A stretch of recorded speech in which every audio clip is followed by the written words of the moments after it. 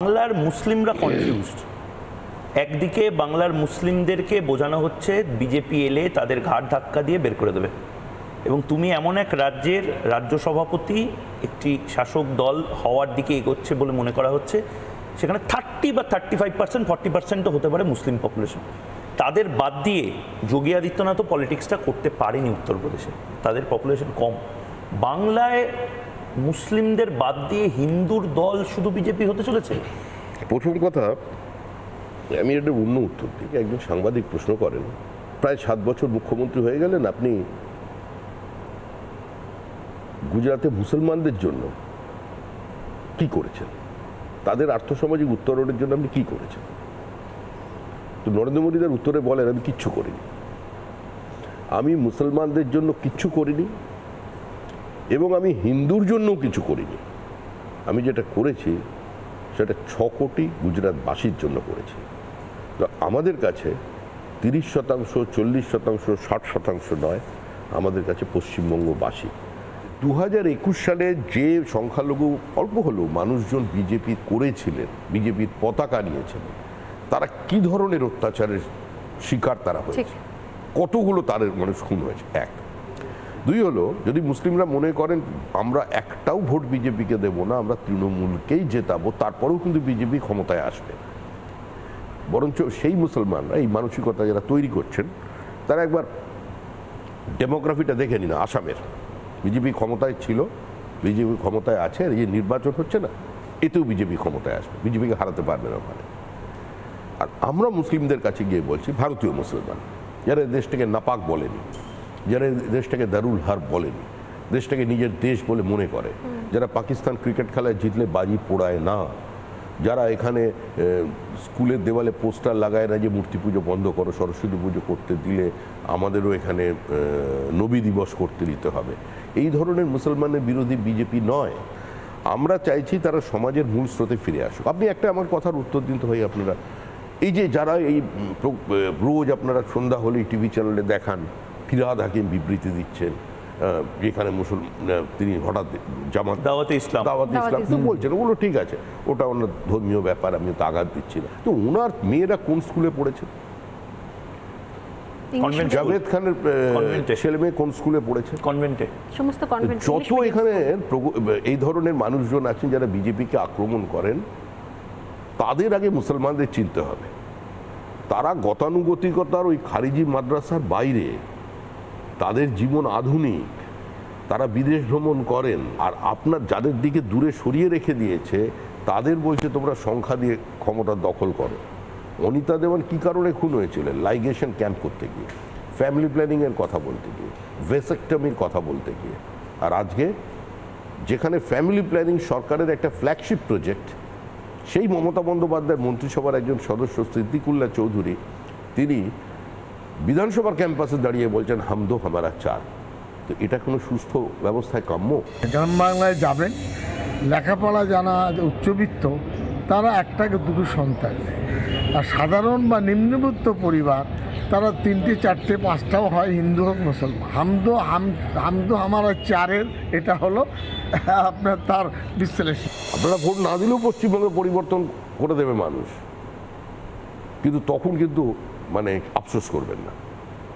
আমাদের কাছে যখন একজন মুসলমানের নাম বলতে না, থ্রেট কেন হবে? আফসোস করবেন না যে আমি এটা ভালো পরিবর্তন নিজেকে সামিল করতে পারিনি। একবার গুজরাটের মুসলমান, উত্তরপ্রদেশের মুসলমান, মধ্যপ্রদেশের মুসলমান, তাদের অর্থনৈতিক অবস্থাটা দেখুন, আর একবার পশ্চিমবঙ্গের মুসলমান, মুর্শিদাবাদ মালদার অর্থনৈতিক অবস্থা দেখুন। আরে যেখানেই নির্মীয়মান বাড়ি ভেঙে পড়ছে, তার তলায় মুর্শিদাবাদের মুসলিম শ্রমিক, পরিযায়ী শ্রমিক, টানেলের মধ্যে আটকে পড়ছে, সেখানেও বাঙালি। তাহলে বাঙালি কি? বাঙালি হচ্ছে 18,000 টাকা মাইনে চাকরি করা ইঞ্জিনিয়ার, আইটি মজদুর, আর বাইরে রাজমিস্ত্রি, তারা ওখানের মজদুর। বাঙালির এটাই এখন পরিচিতি, আর এই পরিচিতির বাইরে আমরা নিয়ে আসতে চাই। আপনার এখানে সুস্পষ্ট শিল্প জমি নীতির পরিবর্তন করতে হবে, কৃষককে শিল্পে অংশীদারিত্ব দিতে হবে, পশ্চিমবঙ্গের আইন শৃঙ্খলার ব্যবস্থা উন্নতি করে এটাকে ইনভেস্টমেন্ট ফ্রেন্ডলি স্টেট বানাতে হবে। ডেস্টিনেশন বেঙ্গল শুধু স্লোগান নয়, সেটাকে কাজে লাগাতে হবে। কারণ আমাদের সমুদ্র আছে, আমাদের নদী আছে, আমাদের টাকা আছে, আমাদের মেধা আছে, আমাদের টোপোগ্রাফিক্যাল অ্যাডভান্টেজ আছে, আমাদের টেকনোলজি আছে। তো সুতরাং আমরা কেন গুজরাটের ইকোনমির সঙ্গে কম্পিট করতে পারবো না? আমরা বলছি বাংলাকে গুজরাট হতে দেবো না। গুজরাটের এফডিআই কত? গুজরাটের এফডিআই হচ্ছে 39.6%। বাংলার এফডিআই কত? বাংলার এফডিআই হচ্ছে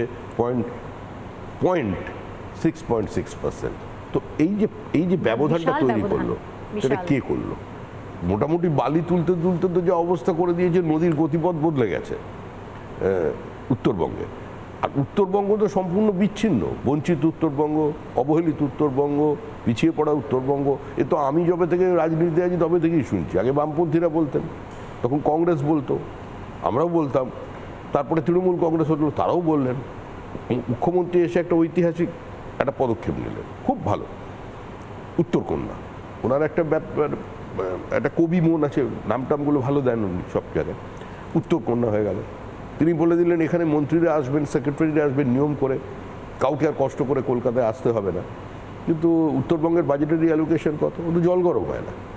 একজনও তো উত্তরবঙ্গের মন্ত্রী দাঁড়িয়ে বলেন না যে ভাই এটা যে টাকাটা আপনি দিচ্ছেন বাজেট বিতর্কে, এটা পর্যাপ্ত নয়, বাড়াতে হবে।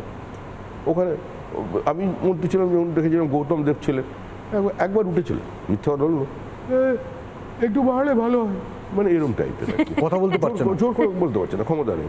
এবারে আপনি একবার দেখুন বাজেটারি অ্যালোকেশন যেটা, সেটা সর্বাধিক ব্যয় হয়েছে কত? এক বছর একবারই হয়েছে, যেদিন থেকে উত্তরকন্যা তৈরি হয়েছে, 41%। তারপরে 23 থেকে 24%-এর মধ্যে ঘোরাফেরা করছে। ওখান থেকেও টাকা সাইফন অফ করে অন্য জায়গায় চলে যাচ্ছে। আপনি বললেন যে অনেক কিছু মিসকমিউনিকেশন হয়, অনেক কিছু ভুল বোঝা হয়, অনেক মিডিয়ার ভূমিকা থাকে। এই ভুল বোঝানো বা ন্যারেটিভ সেট, আমি দুটো ন্যারেটিভের কথা বলি। একটা ভাবছিলাম বলবো, তার আগে মই বলে দিয়েছি সংখ্যালঘু বিষয়টা আপনি ক্লিয়ার করে দিলেন, এবং ঘটনাচক্রে কিছু পরিবর্তন চোখেও পড়ছে। 2021-এর তুলনায় 2025-এ এসে আমরা দেখতে পাচ্ছি বিজেপির সভা, বিজেপির মঞ্চ, বিজেপির হয়ে বক্তব্য রাখা বা বিজেপির ভার্সনটাই আমরা অনেক সংখ্যালঘুর মুখ থেকে এখন শুনতে পাচ্ছি। এটা চেঞ্জেস এসছে, এটা অস্বীকার করার কোনো জায়গা নেই। কিন্তু দুটো ন্যারেটিভ, দিদি মোদি সেটিং আছে, দিদি মোদি সেটিং আছে, দিদি মোদি একসঙ্গে চলছে। আর 2 নম্বর ন্যারেটিভ, সেটা হচ্ছে বিজেপি শুধুমাত্র হিন্দুদের দল, ধর্মের রাজনীতি করে এবং শুধুমাত্র হিন্দুদের নিয়ে ভাবছে। এই দুটো নিয়ে আপনি কি বলবেন? একদম ঠিক কথা বলেছেন, বিজেপি হিন্দুদের দল। কারণ বিজেপির কাছে হিন্দু যে সংজ্ঞা, সেটার মধ্যে ভারতবর্ষে যারা পশ্চিমবঙ্গে যারা মুসলমান আছে তারাও সেই অর্থে হিন্দু। কারণ হিন্দু তো কোনো ধর্মের নাম নয়, হিন্দু একটা জীবন পদ্ধতি, একটা হিন্দু একটা বহমানতা, ওয়ে অফ লাইফ, যেখানে মত প্রকাশের সুযোগ আছে, অধিকার আছে। তো তাহলে যদি বিজেপির হিন্দুকে যদি সাম্প্রদায়িক ঢঙে রাঙিয়ে দেওয়া যায়, তাহলে কাজী নজরুল ইসলামকে কি বলবেন? রবীন্দ্রনাথ ঠাকুর শিবাজি উৎসবে যে কবিতা লিখেছিলেন, একই ধর্ম রাজ্য পাশে খণ্ডচ্ছিন্ন বিক্ষিপ্ত ভারত বেঁধে দিব আমি, কি বল, এর উত্তর কে দেবে? এর ব্যাখ্যা কে দেবে? উত্তরপাড়া ভাষণে ঋষি অরবিন্দ বলেছিলেন, what is religion which we called Sanatan eternal, it is the Hindu religion because Hindu nation has kept it, I say it is Sanatan dharma which for us is nationalism. এর উত্তর কে দেবে? তিনি কি সাম্প্রদায়িক ছিলেন? বিবেকানন্দ বলেছিলেন যে হিন্দু ধর্ম থেকে একজন চলে যাওয়ার অর্থ একজন কমে যাওয়াই নয়। পরেরটা আর বললাম না, পরের শব্দটা আমি উজ্জ্ব রাখলাম, এর উত্তর কে দেবেন? আসলে ঐতিহাসিক রমেশচন্দ্র মজুমদার একটা খুব গুরুত্বপূর্ণ কথা বলেছিলেন, যে ভারত বিভাজনের জন্য সবচেয়ে বেশি তিনি দায়ী করেছিলেন যে হিন্দু মুসলমান সম্পর্কে রাষ্ট্রীয় নেতাদের অজ্ঞানতাটাই। তো বিজেপি তো ভারতবর্ষেরই কথা বলছে, আমরা তো এর বাইরে কিছু কথা বলিনি। বঙ্কিমচন্দ্র বন্দে মাতরম বলেছে, আনন্দমঠ লিখেছিলেন। আমরা করেছিলাম কি, যখন দিল্লিতে আমাদের প্রথম সরকার হলো মদনলাল খুরানার সরকার, আমরা প্রত্যেক সরকারি স্কুলে বন্দে মাতরমটা গাওয়া হবে প্রথম শুরুতে, এটা আমরা বাধ্যতামূলক করে দিলাম। কংগ্রেস রাস্তায় নামলো, বলে এটা সাম্প্রদায়িক সিদ্ধান্ত। সৌগতবাবু বললেন যে বন্দে মাতরমের মধ্যে সাম্প্রদায়িকতার গন্ধ আছে। বুদ্ধদেব ভট্টাচার্য বলেছিলেন, আমার ভেবে আশ্চর্য লাগে যে বঙ্কিমচন্দ্রের মতো একজন প্রতিভাবান উপন্যাসিক কী করে আনন্দমঠ উপন্যাসটি লিখেছিলেন। বুদ্ধদেব ভট্টাচার্যকে ব্যক্তিগত আক্রমণ করার আমার কোনো অভিপ্রায় নেই।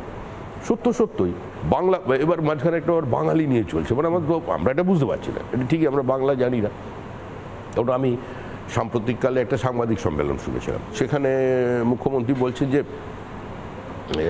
আমরা একটা নতুন গবেষণা করেছি, সেই গবেষণা করেছেন ভাষাবিদরা, বেশ কয়েকজন, এবং তার সঙ্গে আমাদের সেক্রেটারিরাও আছেন।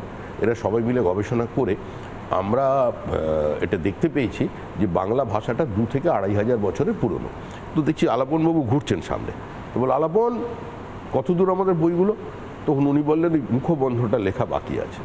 তা অ্যাকচুয়ালি আমরা তো বাংলা জানি না, বিজেপি বাংলা জানে না, সেই জন্য নেতারাও জানে না দিল্লি থেকে যারা আসে। তা আমি কলেজ স্ট্রিটে তারপর থেকে ঘুরছি, লোক লাগিয়ে রেখেছি, ওই সংস্কৃতি দপ্তরের অফিসে সব আমরা ঘোরাঘুরি করছি, মোটামোটা হাত দিয়ে দেখিয়েছি 4টে ভলিউম, যেখানে বাংলা ভাষা 2,500 বছর আগে ঠিক বাংলাটা কীরকম ছিল, কবিতা কীরকম ছিল, নাটক কীরকম ছিল, এইটা মানে বোঝানোর জন্য। আমি একজনকে জিজ্ঞাসা করেছিলাম, নাম বলবো না, যে আপনি কি এর মধ্যে আছেন? বলে কি বলছো শ্রমিক, তুমি কি আমাকে এই ভাবলে শেষ পর্যন্ত? হ্যাঁ, আমি কেন?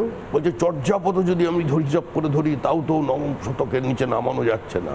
হ্যাঁ, কোথা থেকে এলো? তা এই বাংলাটা আমরা বুঝতে পারছি না। আপাতত এই বাংলা বাঙালির বিতর্কে আমরা কবে আসবে সেটার জন্য মুখ্যমন্ত্রী বলেছেন। মুখ্যমন্ত্রী আমাদের রাজ্যের নেত্রী, আর আমাদের মুখ্যমন্ত্রী কবি, আমাদের মুখ্যমন্ত্রী সাহিত্যিক, চিত্রকার, সুরকার। আমাদের মুখ্যমন্ত্রী বিকেলে ভোরের ফুল ফোটাতে পারেন, আমাদের মুখ্যমন্ত্রী নতুন শব্দ তৈরি করতে পারেন। হ্যাঁ, নতুন শব্দ, আমাদের প্রতিভা মুখ্যমন্ত্রী যখন বলেছেন নিশ্চয়ই আসবেন। বিজেপি নেতা মানে সভাপতি যারা ছিলেন এর আগে 2-3 জন যারা ছিলেন এত কথা বলেনি, এত সাহিত্য, শিল্প, সংস্কৃতি, কবিতা নিয়ে এত কথা বলেনি। তারা অন্য কথা বলেন, পলিটিক্যাল কথা বলেছেন, কিন্তু এত কবিতা কোনো উদাহরণ আমি কি আপনাকে অরাজনৈতিক কথা বলছি? অরাজনৈতিক কথা বলছেন, কিন্তু যে কবিতা সাহিত্যের বাইরে কে বাদ দিয়ে কোনোদিন রাজনীতি হয় নাকি? সিরিয়াস হলো বাংলায় ভালো করে কথা বলতে পারতেন না তো, কিন্তু বাঙালি তাকে তো বাঙালি বলে মনে করে। আমাদের অধ্যাপক বিষ্ণুকান্ত শাস্ত্রী তো বাঙালি ছিলেন না, তো বিষ্ণুদের থেকে শুরু করে তদানীন্তন সমস্ত বড় শক্তি চট্টোপাধ্যায় পর্যন্ত তার যে বিভিন্ন কবিতার বিশ্লেষণ, তার যে প্রজ্ঞা, প্রত্যেক কবিতার দুর্বোধ্য কবিতার মানে আমি তো তার থেকে শিখেছি। আপনি যদি বলেন বিষ্ণুকান্ত শাস্ত্রী বাঙালি ছিলেন না, সেটা আপনাদের ভাষা হতে পারে। এই যে বাংলার যে শহরটা দেখছেন না, এই যে এখনো শিক্ষিত বনেদি বাঙালিরা নিজের বাঙালি বলে পরিচয় দিতে পারছেন, একটা তো যে শহরটাকে রক্ষা করেছিল গোপাল মুখার্জি, অনেকের সঙ্গে অনেকেই ছিলেন, তার মধ্যে উনি একজন ছিলেন, ওনার নামটা বেশি ছিল প্রমুখ। তাকে আমরা পাঁঠা বানিয়ে দিলাম, মুখার্জি থেকে পাঁঠা হয়ে গেল, যে ভালো। কিন্তু আরও একটা সম্প্রদায় ছিল যাদের কথা কেউ মনে রাখেনি কলকাতাকে বাঁচাতে, সেটা হচ্ছে জয়সওয়াল কমিউনিটি, জয়সওয়াল গুপ্তা, যারা এখন যাদের বলছেন বহিরাগত কিংবা খৈনিখোর, যারা মারবাড়ি কমিউনিটি এখানে আছেন, ব্যবসা করতে এসছেন, তারা তো বহু মানুষের কর্মসংস্থান করেছেন, তারা তো বহু শিল্প এখানে তৈরি করেছেন, বহু দোকান করেছে, সেখানে তো আমরা কাজ করছি, চাকরি করছি। যেমন আমাদের পণ্ডিত জওহরলাল নেহরু বলেছেন, শিল্প অনুরাগী বলে তিনি বাবরকে বলেছেন, বাবরের সম্পর্কে বলেছেন নেহরুজি। আবার একই সঙ্গে তিনি বলছেন কমপ্লিট স্যাভেজ। তাহলে কমপ্লিট স্যাভেজ কি করে একজন সংস্কৃতি মনস্ক মানুষ হতে পারে, এটা ঠিক আমাদের জানা নেই। আসলে ভারতবর্ষের মূল যে সমস্যাটা আমি বিশ্বাস করি, সেটা হচ্ছে আমাদের ইতিহাসটা বিকৃত। আমরা সিলেবাস বদল করছি, আমরা সিলেবাস বদল করছি, এবং আমরা শুধু আমাদের দেশের সিলেবাস বদল করছি না, আমাদের টার্গেট হচ্ছে সারা পৃথিবীর সিলেবাসটাকে বদলে দেওয়া। যেরকম পানিনি প্রথম ব্যাকরণ রচনা করেন, কিন্তু আপনি পানিনির নামের আগে কি বসানো আছে? Macmillan of the east.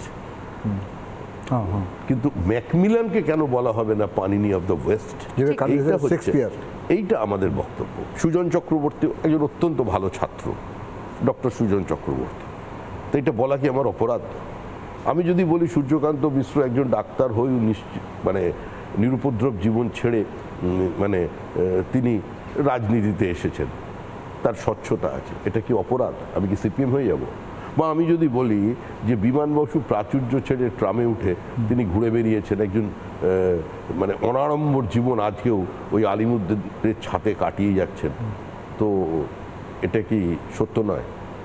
সত্যের সঙ্গে সত্যের কোনো বিরোধ। কিন্তু তুমি তো নানা ধরনের কন্টেন্ট দেখার জন্য লাইক করুন, শেয়ার করুন আমাদের ফেসবুক পেজ, সাবস্ক্রাইব করুন আমাদের ইউটিউব চ্যানেল। পাশাপাশি অন্যান্য ব্রেকিং নিউজের জন্য অবশ্যই চোখ রাখুন রিপাবলিক বাংলায়।